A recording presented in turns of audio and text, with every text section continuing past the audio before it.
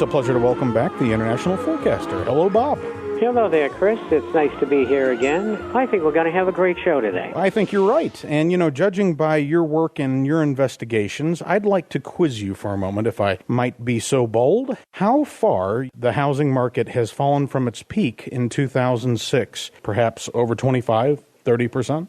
Well, it's area by area, but overall in the country, I'd say 35%.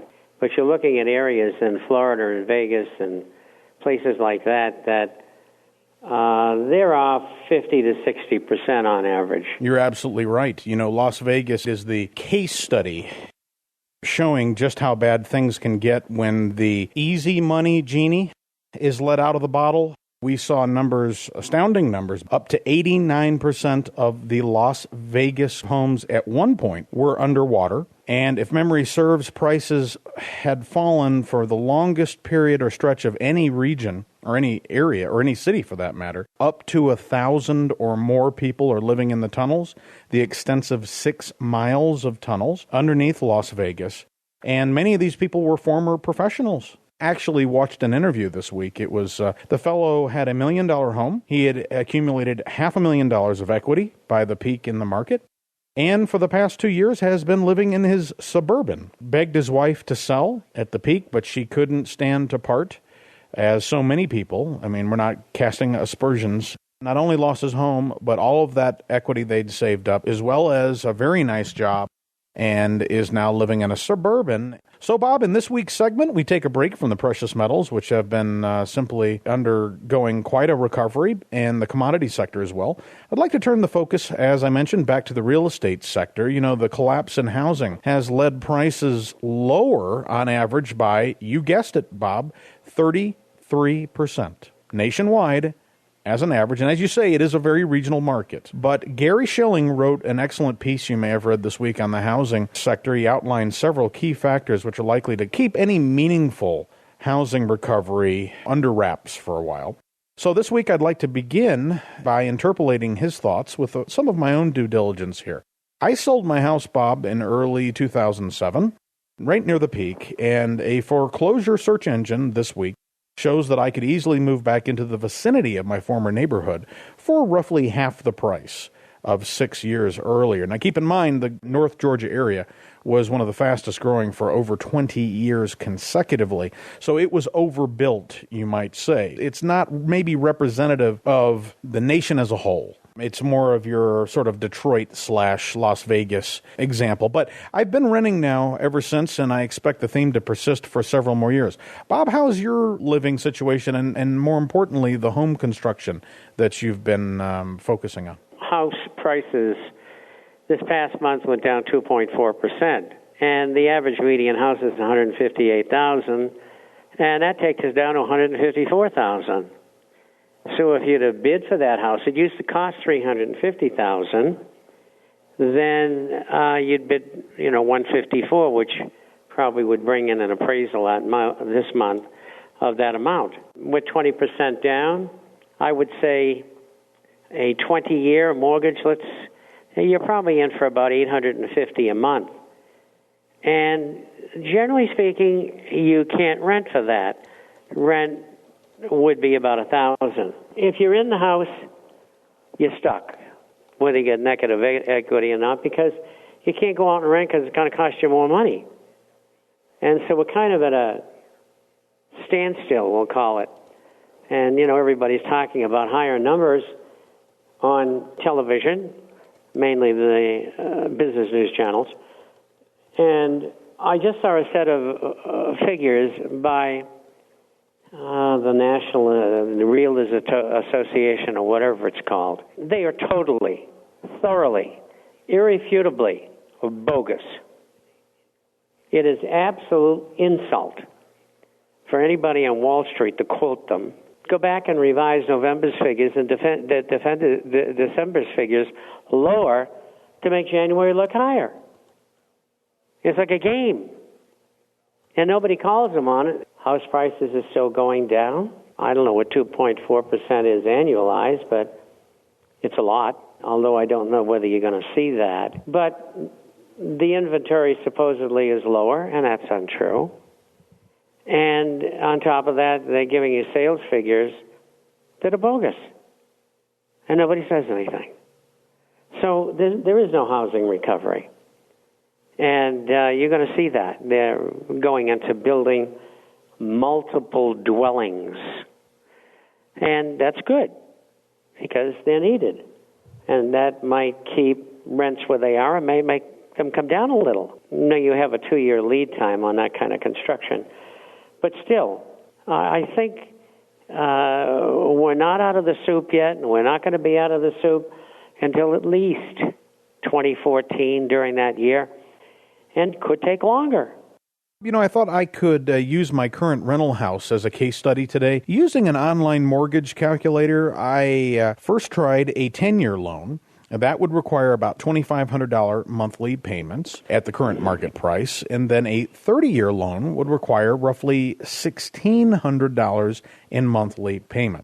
We're only currently paying $950 a month as renters. So for nearly 4 years, if we take the average of the two monthly mortgage payments, we've saved roughly 50% a month in living expenses. Plus, though, you got to remember there's repairs, water heaters, things of that nature, big HOA fees in this area, property taxes, sidestepped all of that as renters. But then if we also factor in the lost property value due to the housing market, as I mentioned, 33% on this original home price, that's $100,000 off the original ticket price. So put simply, if we had negotiated on price and purchased this house still at 10% lower, that would have been about $300,000 cost. But the 33% average loss over 3.5 years, well, that's about $100,000 in value. So not only would we be upside down by $100,000, but our monthly payments would be over 2 times what we have been and are paying right now. Expenses of $15,000 plus house depreciation, that amounts to at least $100,000 lost, including any equity that we might have accumulated in the house. So one could argue that renting has allowed us to live scot-free for nearly 4 years and sidestep at least $50,000 to $60,000 in asset depreciation and expenses. But then there is the problem of the mortgage payment. You know, the cheapest 30-year monthly bill is $1,650, and that's assuming a stellar credit rating. Since I don't believe in credit cards, and I haven't had any for about 5 years, or borrowing money for that matter, I have no idea of what my rating is. It's probably mediocre. So $1,650, let's say, is roughly $700 more per month than our current figure. So that's $8,400 in additional disposable income for our family, freed up for important bills, such as my senior dog surgery. She has daily insulin treatments, and they need top quality food for the dogs, and of course for our family, visits to the physician, a dental, and vet. So now, of course, we're looking at a market for a potential home, but the prices still remain elevated. And I think it will create an environment of incredible buying opportunities in the next few years. What do you think? It could take a little longer, but I think you're right. You know, what's the downside? Over that period, probably 20% average, U.S.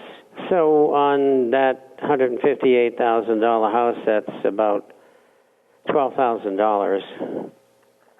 And part of that's already in the cake. So, but if in the meantime your rent is right, you're okay. Exactly. We are very appreciative of our landlord and the owner of the home. We stay in regular contact with them. Actually, my fiance's brothers, excellent plumbers, and they put in at practically no cost at all a brand new water heater to save a lot for our landlord and the owner.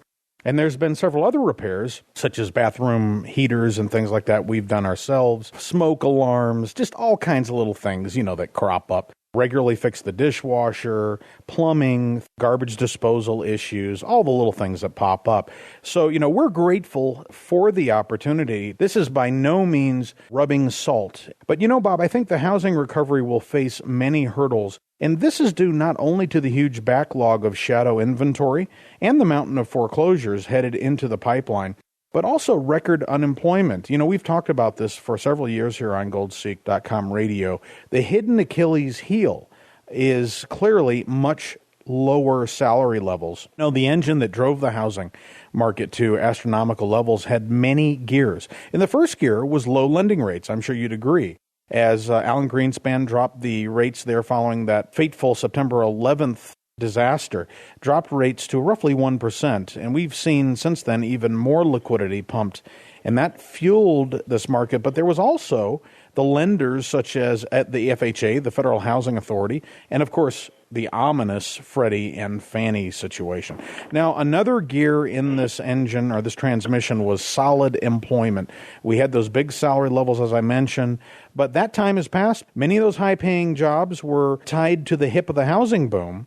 And now that that boom has gone bust, tens of millions of high-paying jobs have evaporated or seen significant price declines. This gear is damaged. It may be damaged beyond repair. Salaries are likely, I think, to remain subdued for years. And then there's of course, the days of no money down, no income ninja loans. Well, that's another thing of the past. Well, I don't think they've learned anything. They just do what they have to do. If you notice that most of the FHA and Fannie and Freddie loans today, they're talking in terms of 20% down. And there's not many people who can put down $40,000, including closing costs, on a house that costs $158,000, which is the average. So, even if the mortgage rates drop to 3.5%, how much is that really going to help? Another aspect that we need to investigate is confidence in home price appreciation has been diminished. And I don't think it will be long before renting becomes the preferred housing arrangement for many Americans. Another important aspect of the housing story, I think, involves government meddling. The more that officials try to tinker with this situation and keep people in these overpriced homes, many of whom really never had any business in such a situation. They were, I think, lured by these adjustable rate mortgages, which seem so appealing, 1.5, 2.5, where you simply pay very low payments for a year or two, and then suddenly you're caught and the trap springs open and the adjustable rates begin to adjust higher. I've actually been in that situation with a ballooning mortgage just before I sold my house, and I'm mighty glad that I ended that quickly. Now, Bob, the Home Affordability Modification Program, euphemistically called HAMP, and the Home Affordable Refinancing Program, HARP, those are the government's latest attempts to revive the market. For the most part, they've failed. And this is due in part because refinancing is practically impossible with homes that fall underwater. We also have the reduced income level component. Now, about 9 out of 10 of all mortgages are guaranteed by Freddie Mac, Fannie Mae, and the Federal Housing Authority. Now, let me make this clear. 9 out of 10 new mortgages. Now, these government-sponsored enterprises have all raised their fees substantially. I bet most people aren't aware of that.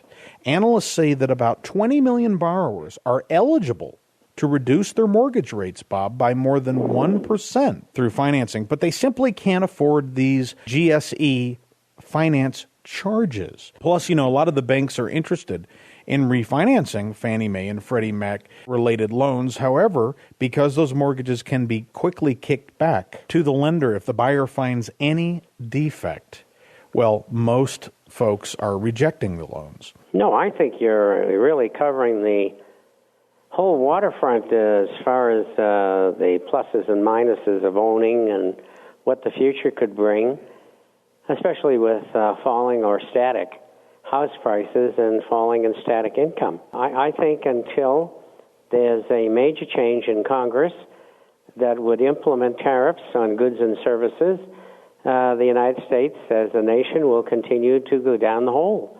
Unless they make those changes and others, they're not going to climb back out of it, and will be maybe a Honduras or an El Salvador or something like that. Banana Republic status. And you tell people, the professionals look the other way. Yep.